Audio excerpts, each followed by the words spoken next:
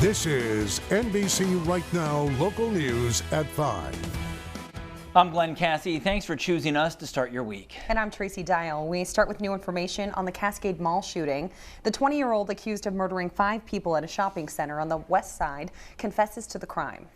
Arjan Shateen is now charged with 5 counts of first-degree murder. Liz Birch talked with Shateen's family moments after he appeared in court. These court documents show that Arjan Chetin is charged with 5 counts of first-degree murder. Take a look at this video that shows him walking into court today. The judge asked him if he understood his rights, to which he responded simply, "Yes, Your Honor." On the way out of court, his parents addressed the media. Did you see any signs of this? Arjan has had mental health issues that we have been trying to work on with him. That's all I can say. According to these court documents, Chetin told detectives that he did bring that rifle into Macy's and he did shoot those 5 people. That was Liz Birch reporting. Shateen's bond remains at $2 million. The judge set another court date for October 26th. Then Shateen faces 20 years to life in prison for each of the 5 counts against him. In other news tonight, right now, investigators are still trying to figure out what led to another mass shooting this morning. It happened in a wealthy Houston, Texas neighborhood. 9 people were shot by what police described as a disgruntled lawyer. That lawyer, identified by police as Nathan Desai, was shot and killed in a shootout with officers. Detectives say the man was having problems at work but did not go into specifics. And with these recent shootings, we wanted to find out if there's been a spike in people getting concealed weapons permits. Rex Carlin talked with the person who processes the permits for Franklin County. Rex, what did you find out? Franklin County has seen a 213% increase in concealed pistol license applications between January and mid-September from the same period last year. And we're told today there are 2 major reasons for such a large jump in applicants. The increase in public mass shootings is cited as the key reason why more people are interested in applying for a permit. But there's another reason why 205 applications in 2015 has turned into 438 applications in 2016. The employee who handles applications for Franklin County says there's always increased interest in getting a permit during general election years because of a perceived fear of the unknown. We always noticed in the past election years were always higher. Villanueva adds that there's usually an increase in applications toward the end of every year because firearms are becoming a popular gift to give family or friends during the holiday season. Last year, Franklin County received 130 applications between September and the end of the calendar year.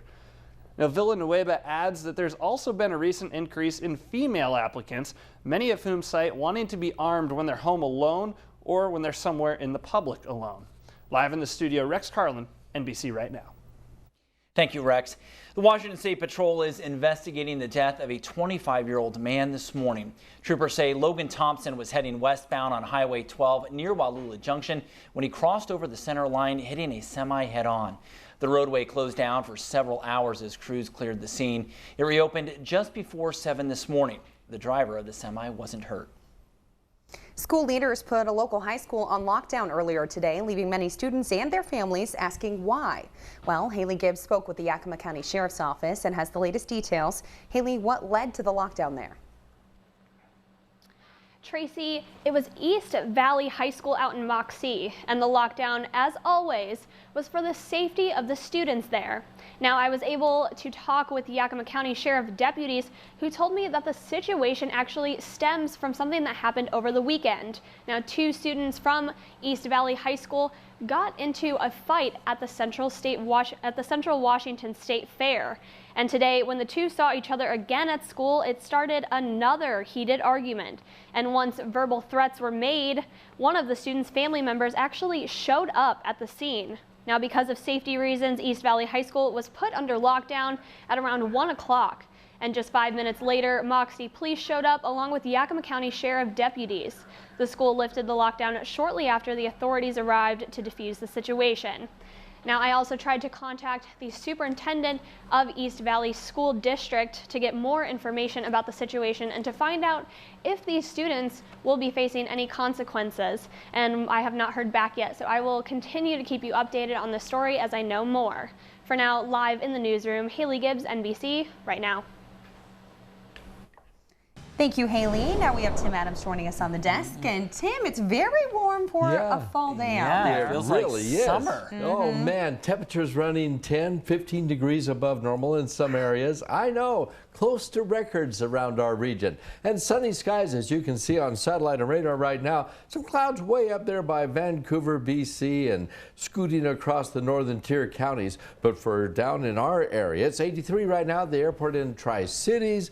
The pressure's on the rise, only 32% relative humidity, 27% relative humidity at the airport in Yakima, 85 degrees there. Typically, we get into the low mid 70s this time of the year. We'll stay very warm through the evening hours. Sunset in the Tri-Cities, 6:51 tonight, and then mostly fair skies and mild temperatures overnight tonight. Sunset in Yakima, 6:56. Few clouds occasionally, otherwise mostly fair skies, and those are pretty mild temperatures for this time of the year. When I come back in a couple of minutes, we'll be talking about some changes coming along in the extended forecast.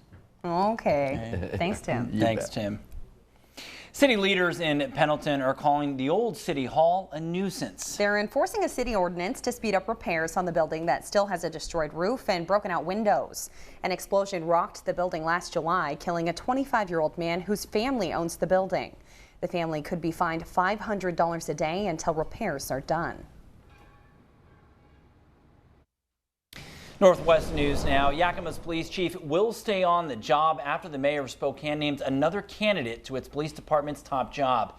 Yakima Police Chief Dominic Rizzi went up against a handful of other men for the job, but acting chief Craig Meidel will get the job permanently. Spokane's mayor calls Meidel the best person and best match for the job. Former Chief Frank Straub left the post a year ago after getting pushed out. More local news tonight. If you've been to the Central Washington State Fair already, you've probably noticed all those people in the navy blue polos patrolling the area. Those people are crowd management staff, and Gilbert Maggione tells us how they're securing the fair so that attendees can have a great time. We want you, when you walk through the gates, to feel safe. Whether you're in or outside of the Central Washington State Fairgrounds, like Hawks and Navy Blue, the Crowd Management Staff Team, or CMS, is ensuring people stay safe. Basically, it's all public safety. That's the utmost, is to make sure that we provide a family safe environment for everybody to come out and have a good time. Their work starts at the gate, where bags are checked. No guns, no weapons, no bombs, and enjoy. All right. CMS Senior Vice President Randy Scott says the fairgrounds are split into grids and each member of the team is in charge of patrolling one. In addition, more security staff patrol the grounds as it gets darker. Scott says that coordinating his staff properly takes months. We start months out front of this planning and putting together what we feel is the best process so that people can come here and enjoy their day. I'm told that one of the things that security does deal with a lot here are, of course, lost children, which are brought here to the Lost Tots area, and they also say that finding their parents is actually a lot faster than people might think. By the time somebody brings them up here, we already have the parents, or by the time the parents are here, you know, somebody's calling in saying, I have the child and we're on our way. All members of the security team are full-time employees with CMS who not only provide their services in Yakima, but all over the Pacific Northwest. And while security and safety is their main concern, ensuring people have fun at the fair is just as important. Making sure that everybody can come have a good time, that's what it's all about. In Yakima, Gilbert Maggione, NBC Right Now. Always a good time at the fair. Definitely. Well, in election news, tonight the two presidential candidates are going head-to-head in their first debate. But will it actually make a difference in the race for the White House? Claire Graham is setting out to find out. Tonight, we have 20 undecided voters coming in to act as our focus group. And because they haven't made up their minds as to who they're voting for yet, they're going to be watching tonight's debate with a pretty unique perspective. The latest NBC Survey Monkey poll shows Hillary Clinton with a lead over Donald Trump, Clinton with 51% compared to Trump's 44%. Clinton is also leading Trump on the question of who voters think will win. 56% of likely voters think it'll be Clinton, just 39% think Trump. Now, over the next few hours, we're going to be finding out if tonight's debate actually has any sway with our undecided voters. We're working with an independent research group that's using these tablet computers to track the real-time reactions and responses these voters have to what the candidates are saying. Then at the end of it all, we'll find out if they've made up their mind and ask why or why not. I'll have a closer look at that coming up later tonight. Tracking the debate, I'm Claire Graham. Back to you. Of course, that debate will air right here on NBC, moderated by Lester Holt, and it starts in about an hour. Now we're going to take you to a live shot of Hofstra University where the debate will be held tonight. There it is. Now because of that, there will be a change to our programming this evening. The debate starts after nightly news at 6, followed immediately by your local news at 9. Tracy, I know they talked about over 100 million people tuning in tonight. A lot of eyeballs out there. Should be interesting to watch. Should definitely be interesting to watch. Well, time for a quick break. But first, let's announce our game of the week because we love football here. Of course. This Thursday, we will be in Kennewick watching the Chihuahua Riverhawks take on the Kennewick Lions. Kickoff is at 7. And you, of course, can watch the game on SWX. That's Charter Channel 183, or over the air on 25.3 in the Tri-Cities and 23.3 in Yakima. You can also get the Watch SWX app to watch on the go. Stay with us. Much more still to come. Thanks for watching NBC Right Now. In our health alert tonight, a contagious viral illness most common in infants and children is going around. Yeah, the signs of hand, foot, and mouth disease are rashes or sores on the hands and feet and sores in or around the mouth. It's part of the enterovirus family, spread through saliva, nasal mucus, and stool.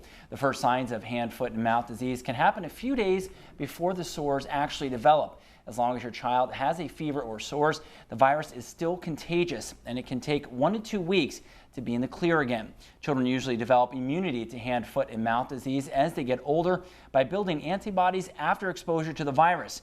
Still, some kids get it more than once. An adult can contract it too. Pretty scary. Yeah. Well, how's this for a unique way of getting rid of painful kidney stones? Ride a roller coaster. A urologist in Michigan got interested in the idea when several of his patients returned from vacations to theme parks. They said they were able to pass kidney stones only after being jostled around on roller coasters.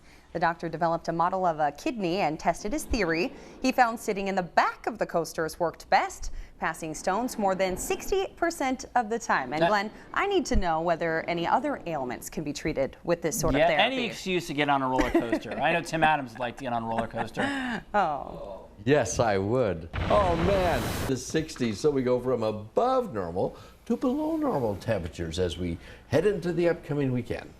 A bit of a bipolar Mother Nature lately. Yeah, boy, start of the week, you're at the pool still, end of the week, you're putting on your winter coat. Oh yeah, really get ready for the cooler temperatures out there. It's fun.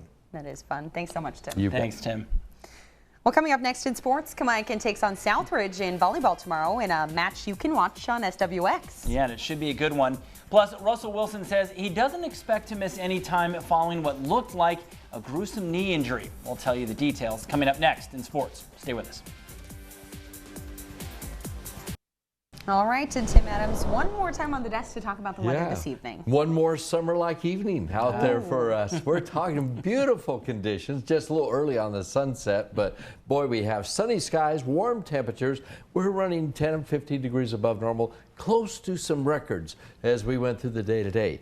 We'll start to cool off very quickly after sunset, which is at 6:51 in the Tri-Cities. Then we'll stay with mostly clear skies overnight tonight. And for this time of the year, these 50s and 60s for the overnight lows are really mild. We've already seen a little frost in some pockets at higher elevations. So these mild temperatures are nice to enjoy for a little bit. It looks like we'll start to change things and cool down a little bit over the next few days. Good night for a barbecue. Oh, boy. One last good one. One last good one. Thanks, Tim. Thanks, Tim. And thank you all for joining us. Stick around for nightly news. That's next. We'll see you back here at 9.